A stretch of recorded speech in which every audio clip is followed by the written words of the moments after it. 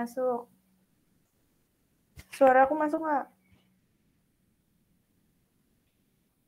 Demi apa? Masuk ya?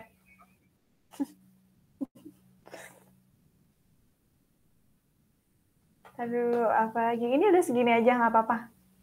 Ini udah paling maksimal nih pakai lampu belajar. Di bawah nih, soalnya tadi jelek banget kalau di meja ternyata bocor banget. Iya, heeh.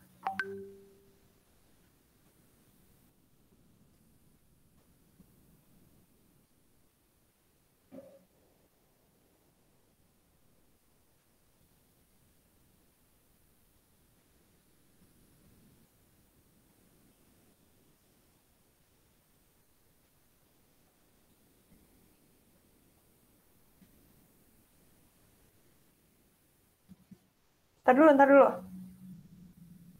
Ini udah bener nih segini. Ini tuh nggak bisa, suaraku udah masuk kan di Zoom, tapi ini nggak bisa buka dua gitu ya? Dua layar gitu loh di split.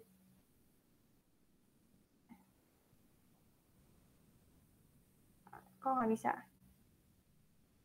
Ini udah balik. Gimana sih? Di minimize, hilang dong.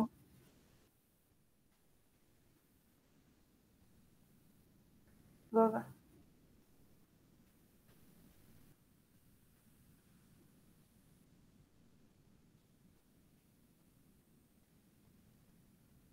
Oh, iya.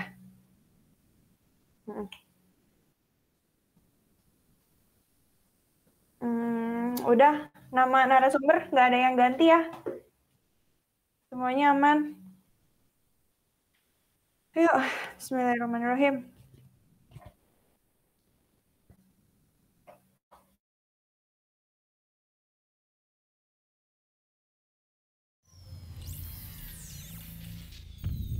Selamat datang di Indonesia Makin Cakap Digital.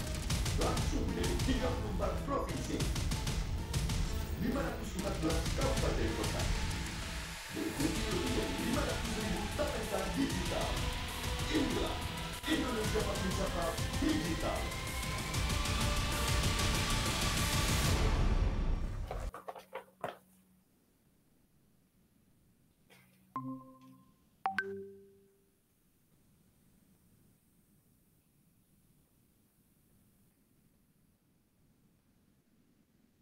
Hmm.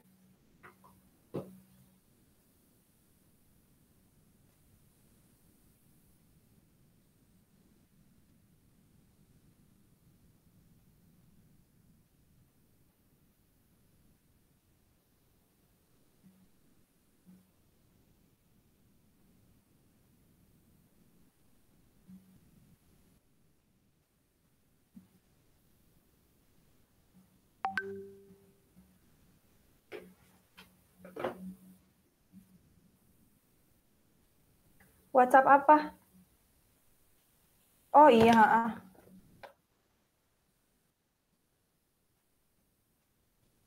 Ntar Ingat site ya. Oke, udah. Hmm.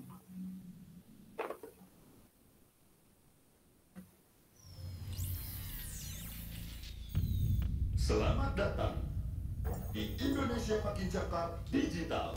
Langsung dari 34 provinsi, 514 kabupaten kota. Diikuti lebih dari 500.000 talenta digital. Inilah Indonesia Makin Cakap Digital.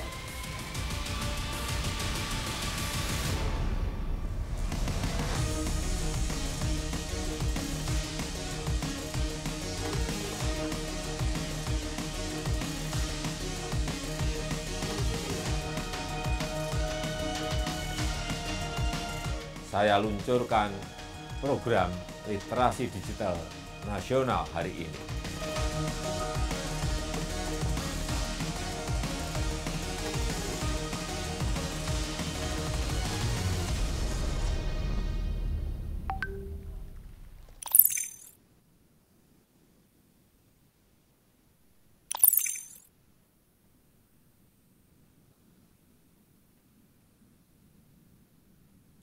Salam literasi, Indonesia makin cakap digital. Assalamualaikum warahmatullahi wabarakatuh. Shalom, Om Swastiastu, Namo Buddhaya, salam kebajikan, Rahayu. Yang terhormat, Dirjen Aptika Kementerian Komunikasi dan Informatika Republik Indonesia, Bapak Samuel Abrijani Panggerapan, yang kami hormati para narasumber di siang hari ini. Yang pertama yaitu Ibu Ida Aya Sophia MPD, dan juga Bapak Irfan Sopan Himawan SE AKMM, Profesor Dr. Sri Milvayeti MS Cons PSI, dan juga Ibu Wilma Handayani MSI, dan yang kami hormati pula Key Opinion Leader yaitu Mbak Hana Farid, dan juga tentunya Bapak dan Ibu serta rekan-rekan peserta webinar siang hari ini. Kami ucapkan selamat datang dalam webinar Literasi Digital 2021 yang diselenggarakan oleh Kementerian Komunikasi dan Informatika Republik Indonesia bersama saya Hikmatun Hasanah. Pada hari ini Kamis 15 Juli 2021, senang sekali saya selaku pemandu acara sekaligus moderator dalam acara pada siang hari ini dapat menyapa Bapak dan Ibu serta rekan-rekan peserta semuanya dari Medan, dan semoga kita semua selalu dalam lindungan Allah Subhanahu wa taala, selalu dalam keadaan sehat walafiat, dan juga tentunya semangat untuk bisa mengikuti acara pada siang hari ini. Dan tentunya kami tidak pernah bosan untuk mengingatkan Bapak dan Ibu sekalian untuk selalu menjaga kesehatan dengan menerapkan protokol kesehatan dengan selalu menggunakan masker, menjaga jarak, mencuci tangan menggunakan sabun di bawah air yang mengalir, dan juga menghindari kerumunan, dan yang terakhir mengurangi mobilitas. Semoga kita semua selalu dalam keadaan sehat. Dan tentunya pada siang hari ini, di siang hari ini kita akan membahas tema mengenai literasi digital, menjaga kualitas belajar dari rumah. Baik Bapak Ibu dan rekan-rekan peserta seluruhnya, marilah kita sama-sama berdoa untuk memulai acara ini agar dapat berjalan dengan lancar. Berdoa dimulai.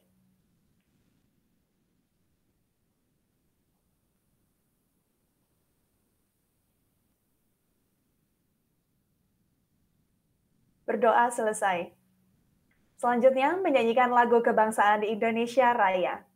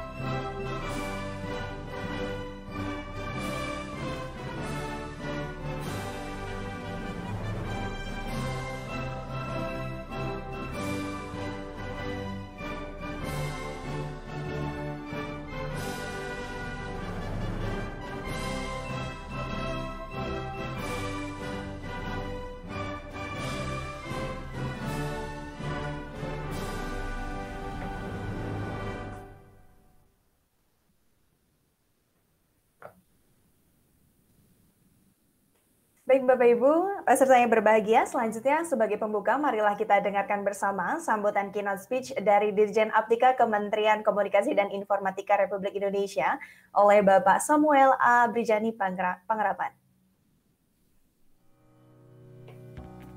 Pastikan kita selalu menerapkan protokol kesehatan dengan menggunakan masker, menjaga jarak, dan selalu cuci tangan. Assalamualaikum warahmatullahi wabarakatuh. Salam sejahtera bagi kita semua. Om Swastiastu, Namo Buddhaya, salam kebajikan.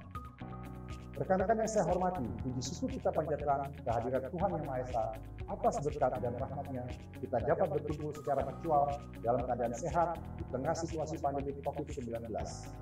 Semoga kita semua senantiasa dilimpahi dengan kesehatan dan damai sejahtera dalam upaya kita melawan pandemi COVID-19.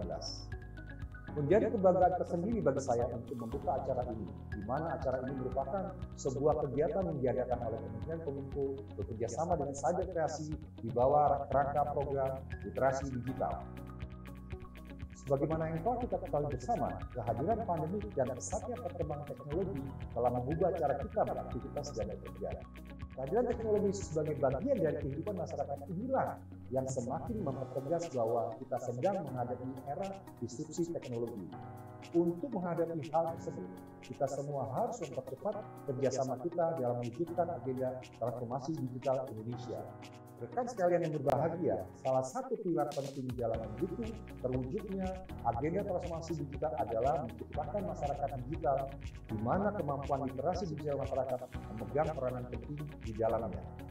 Sebagai tingkat paling dasar, kemampuan literasi digital merupakan kemampuan yang paling krusial dalam menghadapi perkembangan teknologi saat ini untuk mewujudkan masyarakat Indonesia yang tidak hanya mengenal teknologi, namun juga cermat dalam menggunakannya. Pada tahun 2020, Kementerian Kominfo bersama Kata Data melakukan survei status literasi digital nasional, mengacu pada kerangka literasi digital milik UNESCO.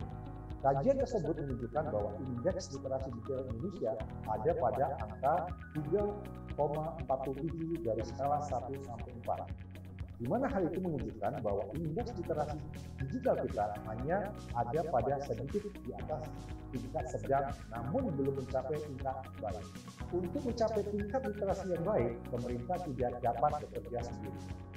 Kementerian Kominfo bersama Cyber Kreasi dan berbagai stakeholder terus berupaya mengadakan berbagai kegiatan untuk meningkatkan kemampuan literasi digital masyarakat Indonesia, dan salah satunya adalah yang sedang rekan-rekan sekalian ikuti sekarang. Rekan-rekan yang saya hormati, dalam menghadapi perkembangan teknologi yang sangat cepat, literasi digital merupakan kunci dan fondasi utama harus kita semua miliki. Pemerintah dalam hal ini, Kementerian Kominfo, bersama dengan Cyber Kreasi berkomitmen akan terus melakukan upaya meningkatkan literasi digital masyarakat lewat berbagai macam inisiatif kegiatan. Adanya berbagai inisiatif kegiatan literasi digital diharapkan dapat memfasilitasi dan semakin mendorong terwujudnya masyarakat digital Indonesia. Keadaan normal yang baru, baik sekarang maupun pasca pandemi, akan mempercepat proses digitalisasi di berbagai lini kehidupan kita.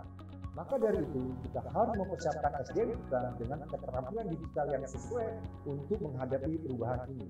Akhir kata, mari kita membawa perubahan positif untuk Indonesia yang lebih baik. Kita ciptakan inovasi-inovasi berkualitas dengan mengembangkan talenta dan memaksimalkan potensi masyarakat digital Indonesia. Bersama kita dapat melalui pandemi dengan menjadi lebih baik dari masa sebelumnya. Demikian sambutan yang dapat saya sampaikan. Selamat mengikuti kegiatan, tetap semangat, dan salam literasi digital. Wassalamualaikum warahmatullahi wabarakatuh. Om Santi Santi Santi Om.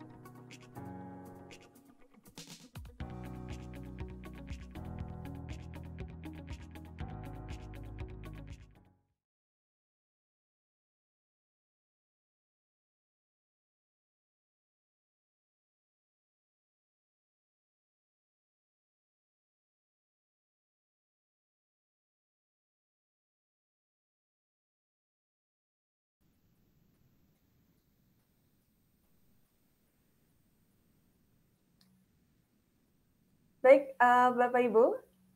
Selanjutnya kita akan tersambung dengan Key Opinion Leader kita, yaitu Mbak Hana Farid. Selamat siang, Mbak Hana. Selamat siang. Assalamualaikum warahmatullahi wabarakatuh. Waalaikumsalam warahmatullahi wabarakatuh. Salam kenal, Mbak Hana. Bagaimana kabarnya hari ini? Salam kenal. Alhamdulillah baik, tak berkekurangan. Sudah sembuh dari COVID, alhamdulillah. Alhamdulillah ya, Mbak ya. Semoga sehat selalu dan tentunya itu yang paling penting saat ini dan seterusnya diberikan kesehatan dan juga semangat untuk terus belajar ya, Mbak ya. Iya. Baik, Mbak Hana ini adalah seorang host podcast informasi seputar perkembangan industri fashion Muslim Indonesia, yaitu modestalk.id. Singkatnya kita bilang podcaster gitu ya, Mbak ya. Dan juga influencer tentunya. Dan sebagai seorang influencer dan juga podcaster, pasti banyak media sosial yang digunakan. Boleh diceritakan, Mbak, media sosial yang digunakan dan juga dimulainya dari kapan? Oke, terima kasih Hikmatun. Assalamualaikum warahmatullahi wabarakatuh lagi. Salam kenal semuanya yang sudah bergabung. Saya ingin mengucapkan mohon izin yang terhormat untuk Ibu Ida Aya, Bapak Irfan Sofan, Ibu Profesor Dr. Sri Milva Yeti, dan juga Ibu Wilma Handayani. Mohon izin saya mendahului. Saya ingin perkenalan juga. Nama saya Hana Farid. Bisa dibilang podcaster, tapi saya lebih senang dibilang saya media entusias dan juga modest fashion entusias. Jadi saya ada di industri modest fashion itu berawal dari 2010 dari blog, karena pada saat itu di 2010 saya merasa kesulitan untuk punya teman yang pakai jilbab. Itu yang paling basic. Jadi di 2010 saya udah lulus kuliah, lulus S1 dan S2, tapi kesulitan mendapatkan kerjaan karena saya sering terhambat karena pakai jilbab. Jadi beberapa pekerjaan saya sudah diterima, tapi kalau mau lanjut, buka dulu jilbabnya. Nah, itu 2010, awal mulanya saya akhirnya membuat blog bersama partner saya saat itu. Saya sharing bagaimana suka dukanya memakai jilbab, terus bagaimana mix and match pakai jilbab melalui blog, dan saat itu blognya menggunakan bahasa Inggris. Jadi karena menggunakan bahasa Inggris, akhirnya bisa terhubung dari teman-teman di seluruh dunia yang juga mengalami diskriminasi yang sama karena memakai jilbab. Entah itu di airport, entah itu lagi liburan, ataupun kesempatan dalam bekerja. Dari blog, akhirnya mendapatkan antusias yang cukup baik, lalu brand modest fashion untuk wanita menyusui, tapi modest gitu. Terus dari situ juga sempat bikin majalah dan terakhir bergabung di e-commerce modest fashion sebagai chief communication dan juga chief merchandiser and brand officer. Nah, dari situ 10 tahun lebih saya berkecimpung di industri saya membuat Modest Talk. Modest Talk ini harapannya bisa menjadi platform yang menghubungkan para penggiat di industri modest fashion. Mulai dari serat kain, konveksi, tempat jahit, bagaimana pendistribusinya, dan sosial media. Nah, di situ dibahas. Oke. Itu sekilas tentang apa yang saya kerjakan, tapi nanti detail di industri digital itu bisa memberikan banyak sekali kesempatan, dan sempat saya membesarkan industri ini juga kesempatan untuk saya membuat dan bagaimana agar belajar melalui kualitas belajar melalui teknologi ini bisa visi yang kita mau jalankan. Baik, Mbak Hana, jadi mulai dari pengalaman pribadi ya, mengalami diskriminasi seperti itu, sulit sekali untuk mencari teman yang sama-sama berhijab. Beda dengan sekarang sudah luar biasa ya Mbak ya, di Indonesia, bahkan di luar negeri pun sudah banyak sekali sekarang alhamdulillah yang berhijab. Jadi mungkin kalau untuk itu sudah tidak mengalami diskriminasi lebih lagi ya Mbak ya. Dan ya, dimulai dari blog, mendapatkan pekerjaan, Mbak. Iya Mbak. Jadi Mbak dimulai dari blog untuk pakai platform blog ya Mbak ya untuk memulai Modest Talk ini, dan untuk saat ini yang paling sering digunakan apa Mbak? Oke, saat ini Modest Talk banyak pakai Anchor itu untuk upload podcastnya. Nanti dari Anchor dia langsung terhubung ke 7 channel, salah satunya di Spotify yang sekarang paling banyak didengarkan untuk lalu dari saya akhirnya tahu kalau di Spotify dan audio podcast itu lebih banyak yang dengar laki-laki, sementara market saya perempuan. Nah, yang banyak didengarin perempuan di Instagram. Akhirnya dari podcast saya buat juga Instagramnya modestalk.id. Baik, Mbak. Jadi sekarang sudah banyak ya di Anchor dan juga di Spotify. Para peserta bisa ya semuanya kalau mau tahu nih tentang mode stock dan juga tentunya tentang fashion enthusiast seperti itu, bisa langsung ya dikepoin Instagramnya di mode stock dan juga Spotify bisa ya, Mbak ya, sudah bisa diakses Spotify-nya. Betul. Baik, Mbak Hana, terima kasih selamat mengikuti webinar untuk siang hari ini. Semoga semangat selalu dan nanti kita akan tersambung lagi ya Mbak ya di sesi akhir. Oke. Baik, terima kasih sekali lagi kepada Mbak Hana Farid. Beliau merupakan modest fashion enthusiast dan juga Bapak Ibu dan teman-teman yang memiliki ketertarikan atau minat di bidang fashion bisa menghubungi beliau atau bisa langsung ikuti Instagramnya di @hanafarid. Dan selanjutnya Bapak Ibu, saya rasa sudah tidak sabar untuk bisa mengikuti materi atau bisa mendengarkan, menyimak materi yang akan disampaikan oleh keempat narasumber kita di siang hari ini. Namun sebelumnya saya akan membacakan tata tertib terlebih dahulu untuk webinar siang hari ini. Tata tertib yang pertama, peserta sudah dapat bergabung Zoom meeting 30 menit sebelum acara dimulai. Dan yang kedua, demi keamanan bersama, peserta yang diizinkan masuk adalah peserta yang telah mendaftar ke link pendaftaran. Dan yang ketiga, sebagai wujud ketertiban, peserta harus menyesuaikan nama akun Zoom dengan format nama peserta _ instansi. Sebagai contoh, Susiana _ Universitas Medan. Dan yang keempat, peserta diharapkan untuk dapat mematikan mikrofon dan menyalakan kamera selama acara berlangsung. Yang kelima, bagi Anda yang ingin bertanya, silakan menuliskannya di kolom chat dengan format nama, pertanyaan, nama narasumber yang dituju dan juga nomor telepon yang telah tersambung dengan e-wallet atau e-money, dan pastikan nomor dan juga e-wallet yang Anda cantumkan sudah benar karena nanti akan ada 10 peserta yang beruntung dan berhak mendapatkan voucher e-money, dan keempat orang di antaranya nanti berkesempatan untuk bertanya langsung dengan narasumber kita di siang hari ini. Dan yang keenam, peserta diharapkan dapat mengikuti seluruh rangkaian acara dengan hikmat dan tertib. Yang ketujuh, seluruh rangkaian acara akan direkam dan disimpan sebagai bentuk pertanggungjawaban oleh panitia.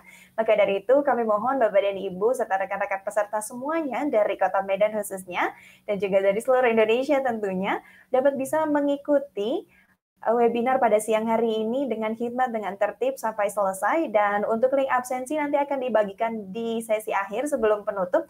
Jadi kami mohon kepada Bapak dan Ibu untuk mengikuti sampai akhir. Baiklah, selanjutnya kita akan langsung tersambung dengan narasumber kita yang pertama, yaitu Ibu Ida Aya Sophia, MPT. Beliau merupakan learning designer. Selamat siang, Ibu Ida Aya Sophia. Selamat siang, Mbak Hikmah. Selamat siang, Ibu. Bagaimana kabarnya hari ini? Sehat, Alhamdulillah, Mbak. Alhamdulillah sehat. Alhamdulillah sehat. Bagaimana di sana, Bu, cuaca di sana? Kebetulan hari ini lagi panas cerah. Luar biasa ya.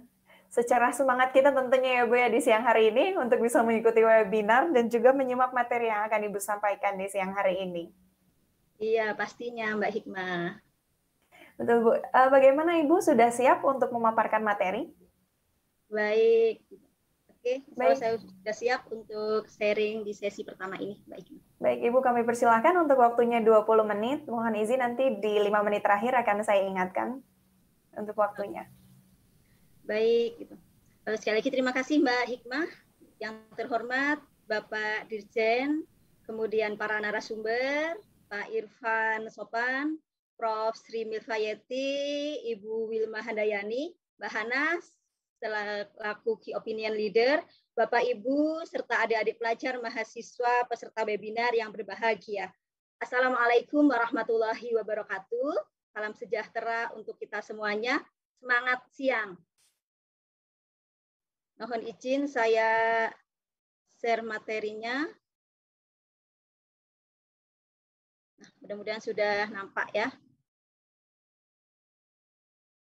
Baik, bahagia sekali siang hari ini saya berkesempatan jalan-jalan virtual ke Kota Medan.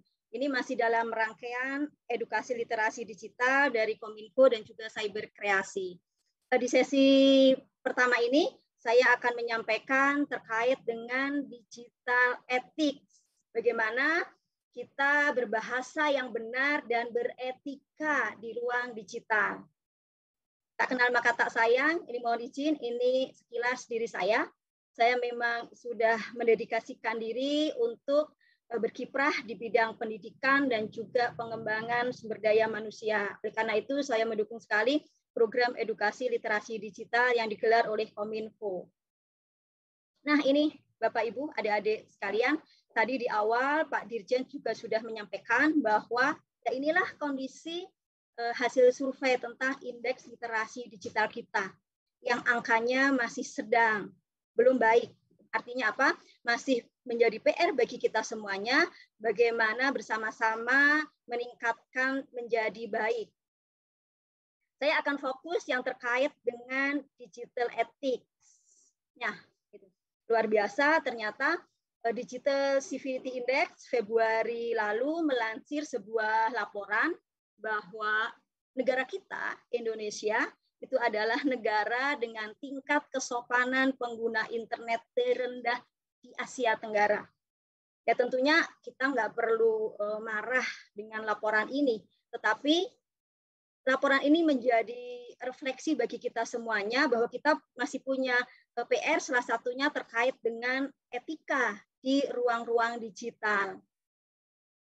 Kita bisa melihat bagaimana cyberbullying, perundungan itu masih marak terjadi di dunia digital kita, termasuk kalau hari ini lebih kepada bagaimana menjaga kualitas belajar dari rumah, belajar online, termasuk masih terjadi perundungan itu di kelas-kelas belajar online. Ini saya akan tampilkan beberapanya. Ternyata banyak sekali lika-likunya, baik dirasakan oleh pelajar atau mahasiswa itu sendiri yang belajar, dirasakan juga oleh para pendidik, para dosen yang mengajarnya. Luar biasa memang lika-likunya. Saya sendiri kan sebagai praktisi pendidikan juga mengalami langsung bagaimana ternyata di kelas-kelas belajar online masih terjadi perundungan sosial, ya, keolokan, cemoohan yang berakhir pada ini dampak psikologis gitu, yang ini tidak bisa kita remehkan bersama-sama. Dan yang lebih memprihatinkan, seringkali pelakunya itu nggak merasa bersalah karena dia berujar seperti ini, wah saya kan hanya bercandaan saja. Itu salah satunya. Fakta yang lain terkait dengan sikap. Saya mengalami bagaimana serunya drama mengejar-ngejar siswa di dunia online. Seringkali ketika hadir di kelas virtual, mohon izin ya Bu, kamera saya bermasalah, saya off cam. Tapi rupanya di belahan sana apa yang terjadi, orang tua siswa itu banyak curhat, anaknya menyalakan layar virtual, absen, kemudian tutup kamera, dia asik main game online. Sampai ada yang tertidur, ada yang asik mengerjakan aktivitas yang lain. Bukannya serius belajar.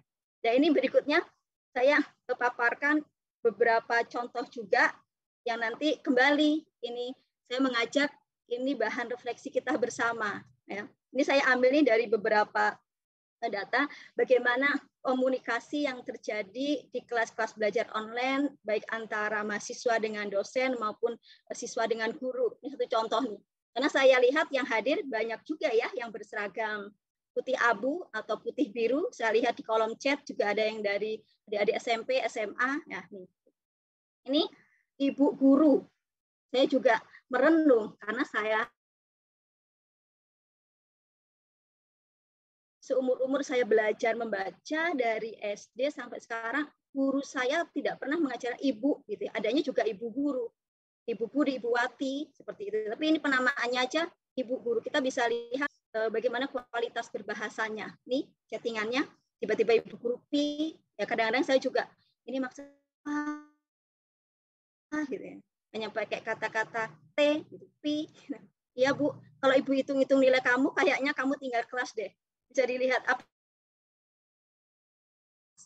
Luar biasa ya. Ini contoh yang lain lagi. Dan kadang-kadang siswa itu ya hanya iseng saja. Ya. Assalamualaikum Bu. Jawab salam itu hukumnya apa? Wajib. Kalau nggak jawab salam, dosa dong. Iya. Dia tahu ibu gurunya di awal tidak menjawab salam. Ini sepertinya banyak yang senyum-senyum ya, adik-adik yang masih putih biru atau putih abu-abu. Ini terjadi di luar Medan, Dek. Nah, ini juga nih terjadi Pak Guru nih. Assalamualaikum anak-anak. Gitu. Kok nggak ada yang merespon sekian lama? Rupanya Pak Guru lupa bahwa settingan grupnya itu dibuat hanya beliau saja sebagai admin yang bisa berkomentar. Nah, ini ada satu hal yang menarik lagi, sekedar contoh saja.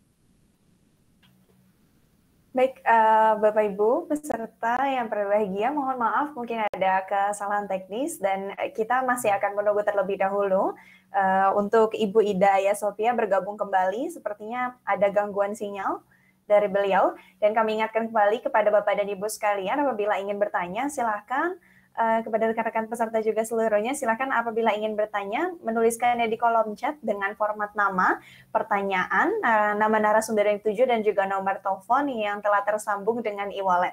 Pastikan nomor telepon dan juga jenis e-wallet yang Anda cantumkan sudah benar karena nanti akan ada 10 orang yang beruntung dan berhak untuk mendapatkan voucher e-money dan juga nanti keempat penanya lainnya diantaranya nanti akan berkesempatan untuk bertanya langsung dengan narasumber kita di siang hari ini. Kita akan coba tersambung kembali dengan Ibu Ida. Halo Ibu Ida. Ya, ini bagian dari salah satu lika-liku dunia digital, Mbak Hikmah. Baik, Saya Bu, izin melanjutkan.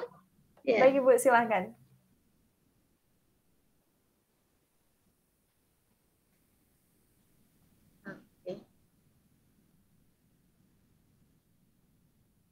Oke, tadi sampai sini ya. Jadi sudah dilihat ya bagaimana dunia online ini Pak dosen juga sepertinya senyum-senyum karena kita merasakan bersama ya Pak ya. Nah ternyata Bapak Ibu adik-adik semuanya ya satu hikmahnya kalau saya ambil belajar di dunia online ini memang kalau bagi saya menambah iman takwa dan kesabaran saya. Seringkali kan melihat ulah mahasiswa itu yang ada hanya istighfar sambil ya Allah gitu. Sabar gitu. Mudah-mudahan ilmunya tetap sampai kepada mereka. Nah, apa yang perlu kita lakukan? Ini bagaimana berbahasa dan beretika yang baik di ruang digital. Saya memberikan cukup singkat agar gampang diingat. Rumusnya adalah kita perlu melakukan 3B. Apa itu 3B? Yang pertama adalah kita perlu baik dalam hal penyampaian. Kemudian yang kedua, perlu baik dan benar dalam berbahasa. Dan yang ketiga, perlu baik dalam bersikap. Kalau tadi yang saya tampilkan di atas, contoh-contohnya, tentunya itu contoh yang nggak perlu ditiru ya. Kita akan bahas apa itu 3B. Ini terkait dengan baik cara penyampaian. Ada beberapa hal yang penting sekali kita perhatikan bersama. Ya, yang pertama, sebelum memastikan ini tanggung jawab kita. Pastikan bahwa data atau informasi itu benar. Kalau data atau informasi itu nggak jelas, kemudian hoax, cukuplah hoax itu berhenti di kita saja, tidak perlu disebarluaskan. Lantas kalau data atau informasi tersebut benar, apakah perlu langsung disampaikan? Hati-hati, jangan langsung, tetapi lakukan yang kedua. Apa itu? Kita perlu menyaring, memilah informasi, dan mengakses konten-konten positif. Jadi kita perlu berpikir lagi dampaknya. Oke, informasinya benar. Kalau saya sampaikan di ruang digital, bagaimana dampaknya? Positif atau negatif? Kalau dampaknya negatif, tentu nggak perlu kita sampaikan. Tapi kalau dampaknya itu positif, memberikan kontribusi, bermanfaat bagi banyak orang, silahkan. Dengan penuh semangat sampaikan, dengan etika yang benar. Kemudian perlu diperhatikan juga, apa yang kita sampaikan perlu untuk tepat sasaran. Tepat sasaran artinya pesan yang kita sampaikan dipahami oleh orang yang kita ajak komunikasi. Bayangkan kalau tadi tiba-tiba saya seringkali anak-anak itu P apa maksudnya, saya buka kamus, nggak ada P itu artinya apa ya? Oh rupanya itu pagi Bu, gitu. Kadang-kadang bahasanya apa ini ya, gitu. PLM dan sebagainya. Ya ini mestinya dihindari ya, gitu. Agar pesan yang diinginkan itu bisa tercapai. Perhatikan juga timingnya, waktunya. Meskipun dengan belajar online itu guru atau siswa bisa jadi gadgetnya, smartphone-nya itu aktif 24 jam, ada yang ke sana, gitu. Tapi tetap kita perlu hargai. Ada waktu-waktu untuk istirahat. Gitu. Jadi hendaknya baik dari sisi cara penyampaian, kita semuanya memperhatikan 3 hal ini. Jadi adik-adik perlu bersabar ya. Walaupun ada PR yang perlu dikumpulkan, ya tolonglah jangan chatting Bapak Ibu guru di tengah malam. Itu saatnya istirahat. Atau yang adik-adik mahasiswa, jangan tiba-tiba telepon dosennya di tengah malam. Bapak, Ibu dosen juga perlu istirahat. Nah, kita lanjut B yang kedua, yaitu baik dan benar dalam berbahasa. Apa saja yang perlu kita perhatikan? Nah, ini ada beberapa hal. Yang pertama, sepertinya memang kita perlu membiasakan kembali 3 kata ajaib. Yang ini Indonesia banget. Kita banget 3 kata ajaib tersebut, yaitu tolong, maaf, terima kasih. Yuk biasakan, termasuk dalam berkomunikasi di ruang-ruang digital. Selain itu, ya biasakan menulis kalimat dengan jelas, agar pesannya bisa diterima dengan jelas. Kan kasihan kalau teman yang kita ajak komunikasi di sebelah sana hanya untuk menerjemahkan maksud kita, dia mesti repot membuka kamus, udah gitu nggak ketemu lagi apa maknanya. Ya. Kemudian nih, gitu, hati-hati, jangan menggunakan huruf kapital semua. Apa sih salahnya? Nggak salah sih, tetapi secara etika itu menunjukkan emosi kita sedang marah. Dan perlu juga hati-hati dengan simbol-simbol emosi. Jangan sampai salah menggunakan simbol, kita nggak maksud, gitu. Tetapi kemudian berdampak kurang baik. Saya pernah pengalaman, ada seorang teman, saya chat WA, kemudian dia balasannya begini. Saya kan, kok dia berarti nggak berkenan begini ya?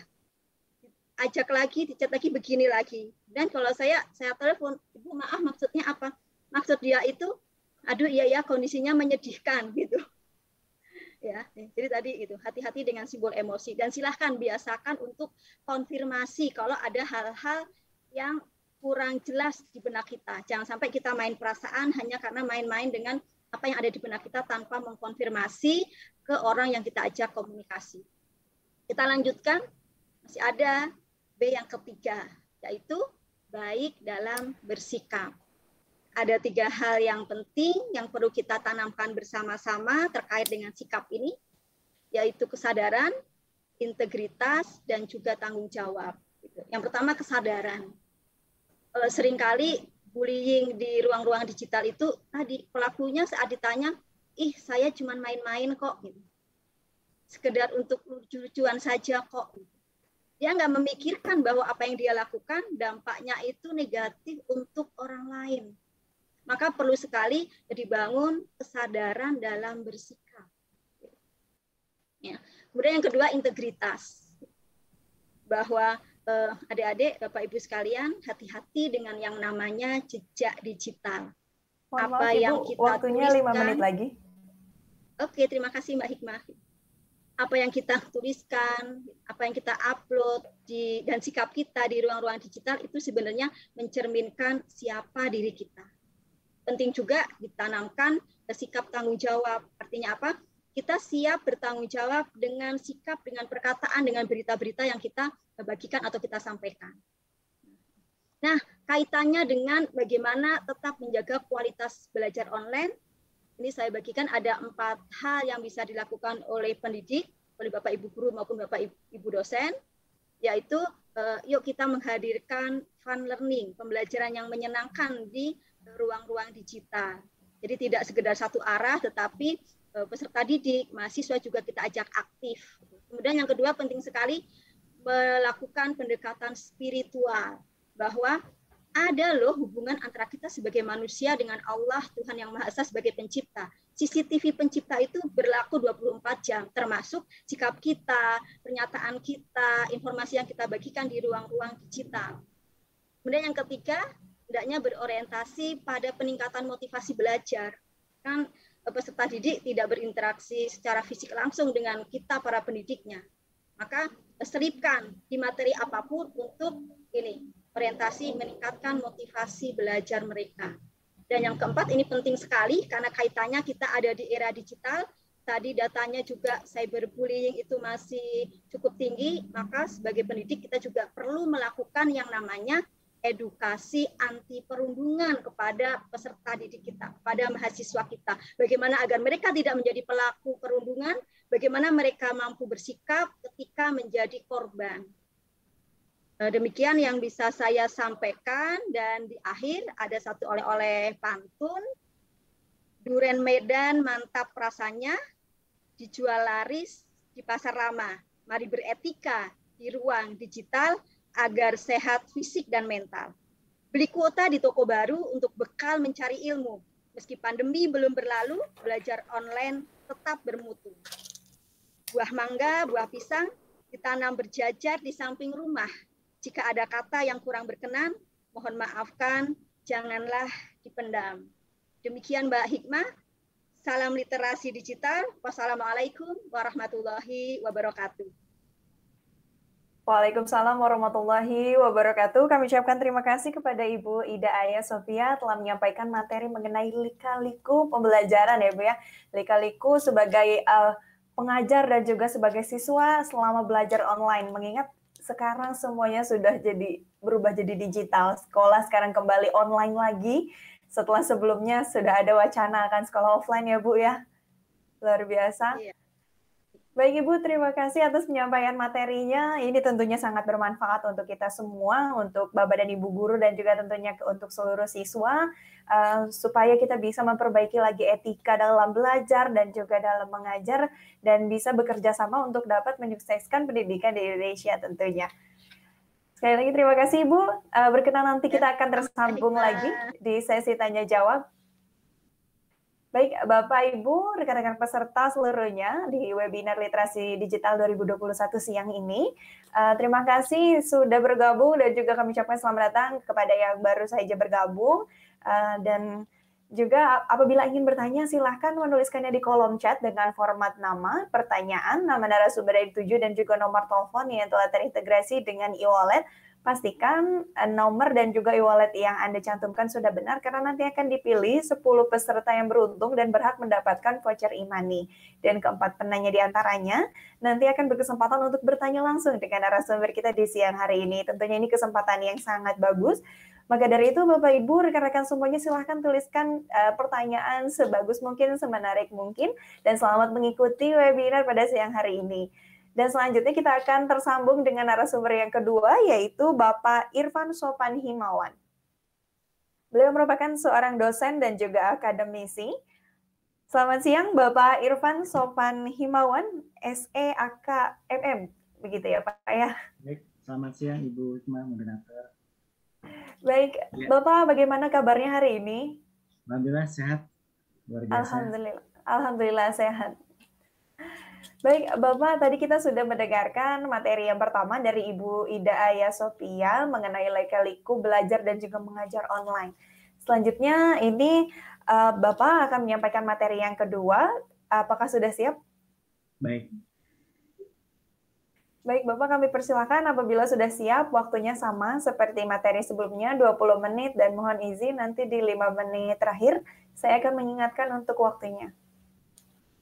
Baik, terima kasih Ibu. Mohon izin share screen.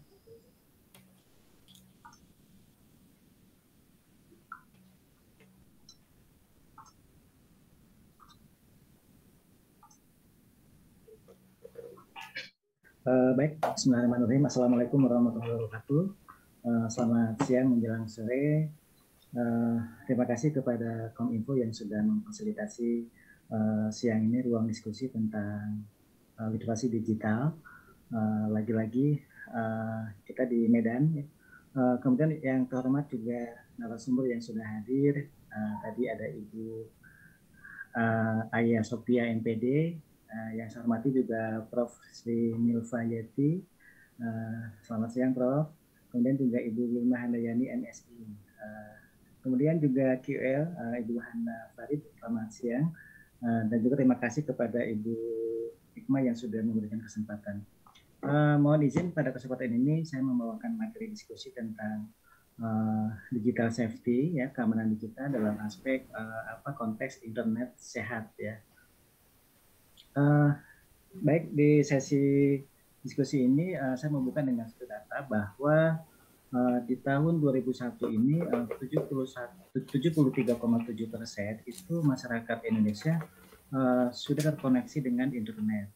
Artinya kita berkomunikasi dengan dunia digital sama halnya kita berkomunikasi di dunia nyata.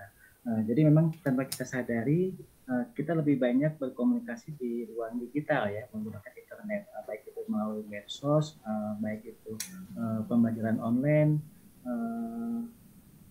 juga termasuk transaksi online, begitu ya. Nah, dibandingkan dengan komunikasi langsung, karena kita menganggap ruang kita lebih efektif, lebih efisien, gitu ya.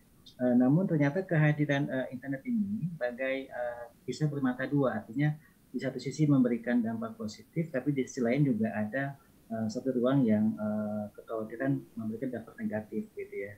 Sehingga wawasan etik tadi skill sudah disampaikan, ya, juga wawasan safety. Nah, kita akan bahas di sesi ini, ya. Dari data yang ada dalam satu hari kita mengakses internet ada di angka 8 jam 52 menit, ya. Ini sungguh angka yang paling besar. Artinya kita semua sebagai pengguna, sebagai user begitu intens, ya, mengakses internet. Artinya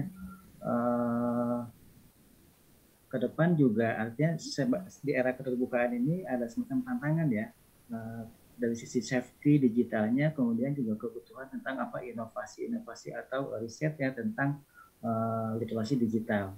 Nah, supaya ke depan slogan bahwa Indonesia makin cakap digital itu bisa lebih membudaya, begitu.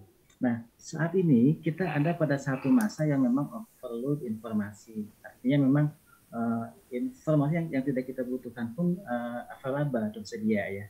Nah, jadi ada era informasi yang memang sifatnya full demand, ya. Itu kita bisa dapatkan dari perpustakaan, pendidikan formal, gitu ya. Kemudian ada sifatnya informasi yang memang full supply, ya. Nah, ini yang akan kita bahas, ya, akses internet, kemudian TV digital dan sebagainya. Komputer yang saat ini kita pegang, ya, itu 1 juta kali lebih murah, ya, bahkan 1000 kali lebih canggih, ya, dan 100.000 kali lebih kecil. Artinya dibandingkan dengan komputer pertama yang dibuat pada tahun di awal, ya, 1665, ya. Jadi apa yang dulu muat dalam sebuah gedung, sekarang itu muat di kantong saku baju kita, gitu ya. Artinya dengan segala perkembangan teknologi ini, ya, pada akhirnya kita dihadapkan pada satu kebutuhan, ya, tentang pemanfaatan IT, ya. Kita kenal dengan revolusi industri, lalu juga 5.0 digital society. Nah, di sini mengenai digital society, ya, artinya pekerjaan yang kita hadapi saat ini, tahun ini, ternyata itu tidak tersedia di tahun 2000-an, ya. Artinya saat ini bahwa kita sebagai pendidik, ya, sedang menyiapkan mahasiswa untuk pekerjaan nanti yang memang mungkin belum ada, gitu ya. Artinya memang secara pekerjaan ke depan itu sangat dimungkinkan membutuhkan inovasi teknologi, ya. Makanya tadi kolaborasi penelitian antara pemerintah dengan akademisi sangat-sangat diperlukan, ya, untuk menemukan satu inovasi-inovasi atau konteks penelitian yang memang mengarah kepada digital society, pemanfaatan teknologi. Nah, 5 tahun lalu Riba dalam sebuah pembukaan di bukunya menyampaikan satu pertanyaan retoris, ya, tentang mengapa kita harus peduli terhadap digital society. Nah, pertanyaan ini pada saat ini bukan lagi dianggap sebagai satu pertanyaan retoris, ya. Artinya dengan kehadiran pandemi COVID-19 ini sudah membawa kita ke satu ruang digital atau membawa jarak, ya, yang menjadikan ruang digital sebagai sebuah kebutuhan, ya, yang dinilai lebih efektif, lebih efisien, bahkan dinilai bebas dari COVID, begitu, ya, ruang digital. Namun apakah ruang digital ini senyaman atau aman bagi penggunanya, ya? Karena tadi di satu sisi ada sisi positifnya, ada juga dampak negatifnya. Nah, ini yang akan kita bahas pada diskusi ini. Ada satu fakta bahwa negara produsen nomor 1, ya, tentang teknologi digital, Amerika, itu 72% sangat percaya tentang keamanan akun, ya, dengan menggunakan satu password, satu username, ya. Padahal dari sisi fenomena dalam hitungan 2 detik itu selalu terjadi kasus penipuan identitas, ya, peretasan akun pribadi, akun medsos, begitu, ya. Nah, jadi ancaman phishing dan sebagainya. Jadi ini memang fenomena yang ada. Nah, kehadiran tentang digital talent, kemudian konsep internet sehat ini sangat-sangat memang sebagai literasi tadi untuk menjangkau Indonesia semakin sangat digital, ya. Jadi internet sehat ini adalah lebih kepada aktivitas kita, ya, dalam kegiatan ruang digital, ya, baik mengakses internet, browsing, chatting, sosial media, ya, upload, download, gitu, ya. Nah, itu secara kata kuncinya adalah harus tertib, ya. Kemudian juga sesuai dengan norma-norma yang ada atau aturan yang berlaku. Kita ada Undang-Undang ITE, ada juga peraturan OJK bagi transaksi online dan sebagainya, ya. Jadi kata kunci adalah selain tata tertib, tadi sudah disampaikan etika, ya, harus sesuai dengan norma dan nilai-nilai. Kemudian juga secara konteks internet sehat itu adalah yang kedua, tidak boleh melanggar hukum, ya, atau pelanggaran hak cipta, ya, seperti misalkan mengakses konten yang ilegal, ya, hacking, kemudian ya, dan sebagainya, termasuk jadi kita mengakses internet adalah sesuai kebutuhan, ya, berdasarkan kebutuhan, sesuai dengan kriteria umur, profesi, keyakinan dan sebagainya. Dan juga kita dibatasi oleh satu regulasi, ada Undang-Undang ITE, ya. Nah, masuk ke konteks digital safety, bahwa digital safety ini merupakan satu keterampilan yang harus dimiliki di era digital ini. Artinya ini suatu konsep yang memang menggambarkan adanya upaya-upaya bagaimana kita mencegah dari berbagai macam kemungkinan risiko yang bisa muncul, serangan cyber dan sebagainya. Nah, upaya yang dilakukan dalam mendorong internet sehat ini adalah tadi regulasi pemerintah, pedoman-pedoman teknis, kemudian dan ruang digital ini juga sekali lagi objek yang dilindungi adalah objek yang memang memiliki value atau nilai ekonomis yang sangat tinggi. Artinya memang kebutuhan untuk safety digital ini juga sangat mutlak. Peran kita sebagai user harus hati-hati, bagi provider juga harus taat pada aturan yang ada. Artinya secara kode etik menjaga kerahasiaan data pelanggan, data data nasabah kalau bagi layanan banking misalkan, ya. Dan digital safety ini juga tidak bisa kita bicara dalam satu platform digital medsos saja. Artinya ada beberapa layanan digital, layanan pendidikan digital, layanan keuangan digital, perbankan, layanan kesehatan digital dan sebagainya. Artinya memang semua ruang platform digital secara safety, ya kita harus mulai dari diri sendiri ya. Nah, dalam ada namanya beberapa pilar ya dalam transformasi digital ya untuk mendorong internet sehat dan aman. Di sini adalah bagaimana mentransformasikan tentang pemerintahan yang digital, e-government ya, lalu juga bagaimana mentransformasikan masyarakat yang digital, termasuk bagaimana mentransformasikan tentang kegiatan ekonomi digital. Nah, jadi di sini ada satu semacam infrastruktur yang memang sebagai ruang-ruang digital ya, dan aplikasi-aplikasi yang kita pakailah yang menghubungkan kita dengan ruang digital itu. Artinya handphone yang kita pegang saat ini itu adalah bukan lagi sebagai tools ya, bukan sebagai alat, tapi sebagai bagian dari tubuh kita yang memang menghubungkan dengan ruang digital. Jadi ada kesatuan antara ruang fisik dengan ruang digital gitu ya. Nah, dalam konteks bagaimana kita mengakses internet secara sehat dan aman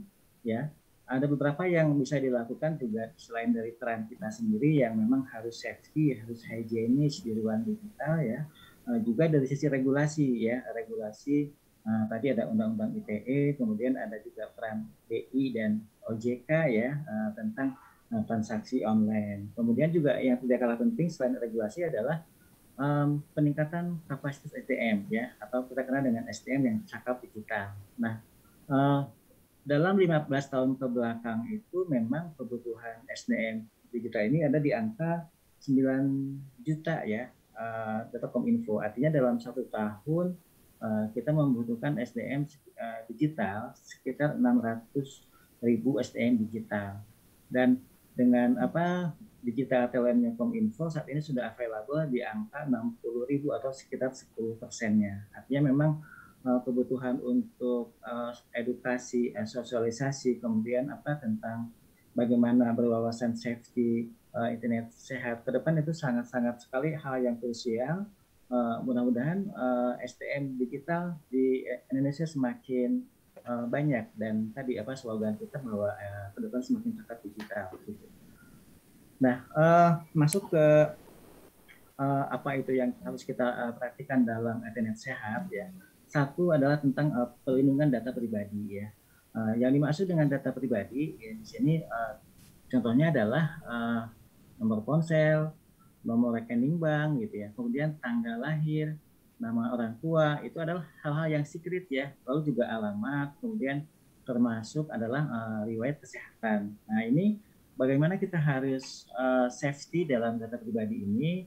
Pertama kita harus membuat satu sistem perlindungan atau database ya, data pribadi kita. Jadi kita tidak boleh membocorkan data kita ke ruang publik atau ke pihak lain ya, tadi nomor rekening, nomor ponsel, kemudian tanggal lahir. Lalu juga kita jangan mengekspos data pribadi ke ranah publik ya, baik itu offline maupun online ya. Jadi dan kita juga diharapkan selalu memperbaharui divisi kita ataupun di antivirus ya, supaya bisa mengantisipasi kemungkinan beberapa adanya virus atau hacker. Kemudian juga mengedukasi semua pihak tentang konteks tadi pelindungan data pribadi gitu ya. Kemudian juga selain dalam hal PDP data pribadi, ada juga konteks dalam bagaimana kita higienis dalam daring ya, dalam jaringan. Jadi hal-hal yang diperhatikan dalam keamanan daring misalkan adalah tadi selain kita harus menggunakan antivirus ya dalam PC maupun ponsel, kita juga harus bisa membuat satu konsep password yang kuat atau aman ya. Jadi password yang memang sulit diduga, sulit dipahami oleh orang lain. Nah, di sini ada beberapa contoh yang memang mengkombinasikan beberapa huruf, karakter, kapital di awal kata, simbol lain. Artinya memang tanggal lahir itu memang sangat riskan, rentan ya. Boleh tapi misalnya dikombain dengan simbol lain ya. Atau nama pasangan ya, itu juga hal yang mudah diingat. Jadi dalam hal bikin password, jangan hal yang mudah diingat, karena kalau kita mudah ingat, tentu yang lain pun juga akan mudah mengingat. Jadi itu sangat mungkin berpotensi adanya peretasan gitu ya. Kemudian juga kita jangan sembarang mengunduh aplikasi utama yang bajakan ya. Artinya itu juga punya risiko. Kemudian juga hindari sembarangan main asal klik ya, atau setuju atau oke ya pada web atau aplikasi yang memang belum kita pahami lebih dahulu gitu ya. Artinya dan kita harus lebih hati-hati cek and recheck ya atas informasi yang ada. Tadi saya sampaikan di awal bahwa kita ada dalam satu fase overload informasi, jadi kita harus bisa sisi wawasan safety, etik, lalu juga tingkat kewaspadaan gitu ya. Kemudian juga dalam hal software ya, senantiasa kita selalu update terbaru ya yang kita pakai. Kemudian juga selalu melakukan backup ya atau simpan data di beberapa tempat ya, itu bisa ada di Google Drive ya, atau kita bisa mengakses sama-sama dengan relasi kita di OneDrive dan sebagainya gitu. Nah, ini dari aspek keamanan daring. Kemudian selanjutnya ada aspek dari privasi individu ya. Artinya saya tambahkan lagi bahwa selain tadi password kuat, install antivirus ya, kita juga secara internet sehat ya, tadi tata tertib, komitmen untuk higienis, tidak mengekspos tentang hal yang secret ya, tentang ideologi, keyakinan, kemudian juga riwayat keluarga ya, kemudian menolak ataupun ajakan untuk mengekspos semacam hal-hal yang sensitif gitu ya, dan misalkan merahasiakan rekam medis, karena itu juga bagian dari higienis di ruang digital. Ya. Mohon maaf Bapak, waktunya 5 menit lagi. Baik, terima kasih Ibu. Saya lanjutkan. Kemudian, jadi bagaimana cara kita menerapkan internet sehat adalah satu, kita bisa pasang aplikasi parental control ya, kalau kita bagi orang tua ya, lalu memang yang anaknya sudah mengenal atau menggunakan internet, itu supaya lebih safety dan menjaga juga. Kemudian juga kita lakukan sosialisasi kepada siapapun lah, termasuk anak kita ya, sejak ini soal hal-hal baik dan hal buruk tentang penggunaan internet.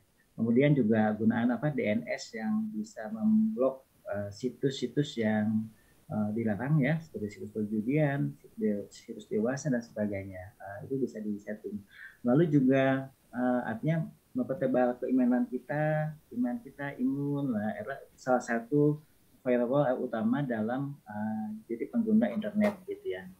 Nah, jadi harapannya digital safety ini, wawasan safety tadi SDM yang semakin cakap digital harus bisa mendorong masyarakat kita memanfaatkan internet secara sehat, safety, kreatif, juga cerdas ya, dan positif dan juga produktif ya, sehingga bisa meningkatkan kemampuan kognitif kita sebagai SDM yang cakap digital. Harapannya SDM digital tidak mudah terpapar dari berbagai dampak negatif penggunaan internet begitu ya. Kemudian ini jadi juga banyak yang tadi sudah disampaikan ya, artinya kita harus bisa menyaring sebelum sharing, artinya poster ini mencoba mengkampanyekan tentang pentingnya menyaring, menyeleksi, menganalisis informasi dari berbagai macam informasi supaya kita betul-betul higienis dan memang bisa safety gitu ya. Oke. Baik, nah pada akhirnya internet sehat itu bagaimana kita tepat dalam penggunaannya, juga bijak dalam pemanfaatannya, dan semoga bisa menjadikan sebagai jembatan untuk mengakses dunia secara luas begitu ya. Baik, itu yang disampaikan. Mungkin secara detail nanti kita bisa disahkan dalam pertanyaan jawab. Terima kasih Bu Moderator, saya kembalikan. Assalamualaikum warahmatullahi wabarakatuh. Waalaikumsalam. Waalaikumsalam warahmatullahi wabarakatuh. Kami ucapkan terima kasih kepada Bapak Irfan Sopan Himawan yang telah menyampaikan materi mengenai internet sehat. Luar biasa ya Pak ya. Tentunya ini berkaitan dengan menjaga kualitas belajar dari rumah. Kita harus bisa memanfaatkan internet secara bijak dan tepat, dan juga tentunya menjaga etika dan menjaga keamanan data pribadi ya Pak ya. Semoga supaya kita bisa menggunakan internet secara sehat. Betul Ibu. Baik, sekali lagi terima kasih kepada Pak Irfan. Berkenan nanti kita akan berbincang-bincang lagi, akan tersambung lagi di sesi tanya jawab. Selanjutnya kita akan masuk ke materi selanjutnya.